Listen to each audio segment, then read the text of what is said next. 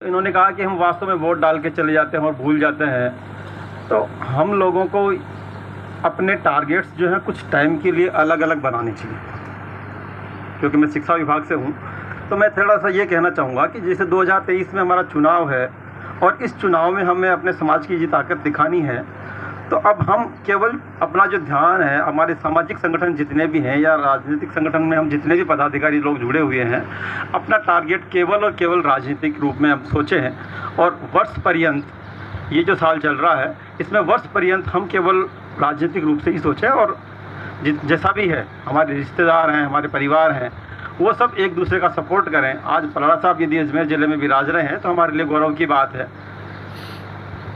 जैसा रेटा साहब ने कहा कि एक यूनिवर्सिटी का जो प्रेसिडेंट है वो बड़े बड़े दावे करता है कि साहब मैंने वसुंधरा जी को हरा दिया, मैंने अशोक जी गहलोत को हरा दिया। उसी यूनिवर्सिटी प्रेसिडेंट का एक इतिहास मैं आपको बताना चाहता हूँ कि रणवीर सिंह जी गुडा ने उनको यूनिवर्सिटी के गेट के ऊपर मुर्गा बनाया हुआ उस व्यक्ति को।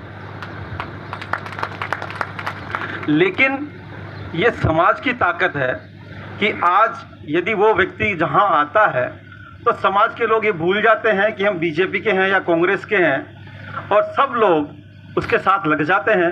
और संख्या बल जब दिखता है लोगों को, तो उस संख्या बल से जनता तो डरती ही है, लेकिन सत्ता भी डरती है, और वो संख्या बल दिखाना हमें नहीं आता है। तो हम ये जो 2023 है, मैं ये कहता हूँ कि हम जितने भी बुद्धिजीवी हैं या जितने भी समाज में जितने भी लोग हम गाँव में विराज रहे हैं, हम वास्तव में यदि गांव में एक परिवार है तो उसकी ये क्षमता है कि वो कम से कम 100-200 वोटों को साथ में लेके चलता है। और उस पर आज से ही, जैसे आज नसीराबाद वालों ने बहुत अच्छा कार्यक्रम ये रखा है, और हम आज से ही इस पे मंथन करना शुरू कर दें कि हमारे विधानसभा में जितने राजपूत परिवार हैं, हो सकता है कि सभी विधानसभाओं में राजपूत नेतृत्व तो आपको नहीं मिले किसी पार्टी से, लेकिन जो राजपूत हित की बात करता है, जो पार्टी राजपूत हित की बात करती है, उससे पहले कंडीशन रखवाएं, हम उससे पहले बात करें। ऐसा नहीं कि हम पहले जाकर उसको समर्पण कर दें सीधा। राजपूत से जो सामाजिक संगठन है वो उनसे मिले और उनसे कंडीशंस रखे कि साहब हमारा जो समाज है वो आपसे किस कंडीशन पे आपको समर्थन देगा या नहीं देगा। तो ये सब चीज़ें हम उनसे बार्गेनिंग करें।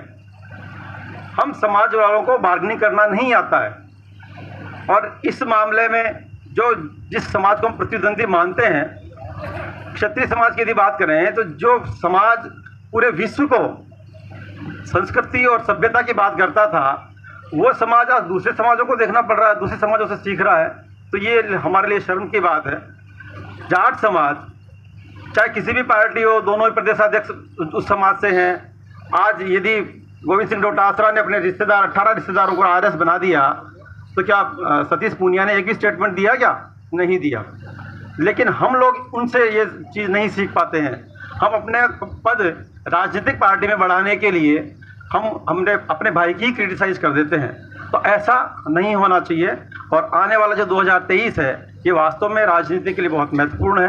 तो मैं आप सबसे यही कहना चाहूँगा कि हम सब लोग जो है वो चिंतन करें, और समाज के व्यक्ति के साथ, मैं शिक्षा विभाग में हूँ, यदि कोई बच्चा मेरे क्लास स्कूल में पढ़ता है तो मुझे उसे सपोर्ट करना चाहिए।